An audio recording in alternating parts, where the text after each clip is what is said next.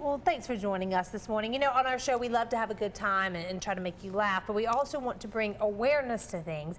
And sometimes it's you at home that tells us your story, and we're like, we need to share this with others so they can be aware. So that's how we met Becky Price. She was writing us and reminding us that November is Lung Cancer Awareness Month. And Becky, you have, unfortunately, a relationship with lung cancer. Tell us about how you're connected. My husband was diagnosed in September of last year, 39 years old, healthy. He had a cough for like 10 weeks. That was it, just a dry cough. Like a constant all day or just here and there? Well, just kind of here and there, but pretty persistent. And I finally talked him into going to the immediate care, and they did an x-ray, and the nurse practitioner, she knew it was more. The ER doctor kind of wanted to send him home with antibiotics and treat him for pneumonia, and that's one of the sad things about lung cancer. It's a lot of times misdiagnosed. But she pushed and got us with a CT scan on Monday. We had a pulmonology appointment on Monday afternoon, and with the pulmonologist sent us for biopsy on Tuesday.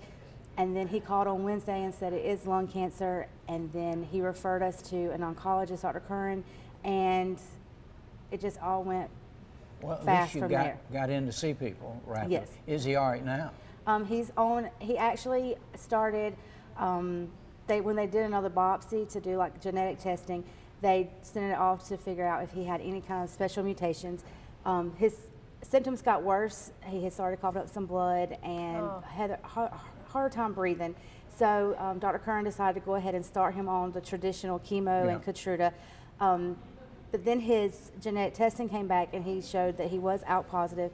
So he can now take targeted therapies, which are oral pills that he can take, which is great. But the thing with it is pushing research and pushing, because he eventually gets resistance to those pills. Right. He was on alectinib for 8 months and got resistance to that and started a new one called lorlatinib just a month ago. We'll have a new scan in a couple weeks to see how he's responding to this. But he's still working, doing, you know, dad things, softball, baseball, cheerleading with our daughter. So he's doing really good, but it's still just that living with lung cancer and shock. Well, it's not funded like other. I mean, we're so into October and breast cancer. Yes. Right. But there's nothing we talk about too much with lung cancer. This statistic is unbelievable. More people die from lung cancer than breast, prostate, and colorectal every year. Yes. So why don't we talk about this more? I think this is a stigma. A lot of people, even just the other day, I had my white ribbon on, and a lady asked me about it, and I said, yes, my husband has lung cancer. Her very next question was, oh, how long has he smoked? Does he smoke? So a lot of people have that stigma that, oh, well, you smoke, you deserve it. But it doesn't matter, you know. Do but it's people just, really think that, you think? That's terrible. You just get that look. But the thing is, so many patients, especially like with that, mutations, are being diagnosed with lung cancer who have never smoked anything like that. There was a lady in our group that she found out because she was pregnant. Oh my gosh. So young in their 20s and stuff that have never smoked. And you can be, that ambient, that's not the word, but you know, being around a smoker in a house can cause it. I think radon is another cause of lung cancer, isn't it? Yes.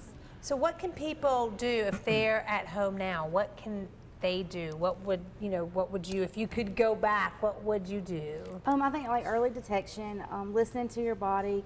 There is early detection screening out there. You just, right now it's just pushed with if you're a smoker. But just listening to your body, you know, if you're coughing or, you know, you have that tight feeling in your chest that you just kind of push off, just listen to your body and go to the doctor. And then don't just stop with, if you know something's wrong, don't let them just say, oh, it's pneumonia. Keep pushing. You have to be your own advocate. I was going to say, because sometimes we feel like we have to be so polite and it's like, oh, okay, yes, ma'am, this is what you said. But no, if you feel something, go ahead there. I mean, push. It's your life. Right. But you know, not defending people asking if you smoke, well, being a non-smoker now, but it comes to mind first off, you know, were you a smoker? Yeah. Okay, there's a website too that you can go to that'll be on the screen so you can, you know, learn more and just be proactive. Yes. Thank you for sharing your story. We'll be thinking about your husband a lot. Lots of prayers. Thank you. Hello for us. All right, we're going to take a quick break and we'll be right back with more Your Carolina.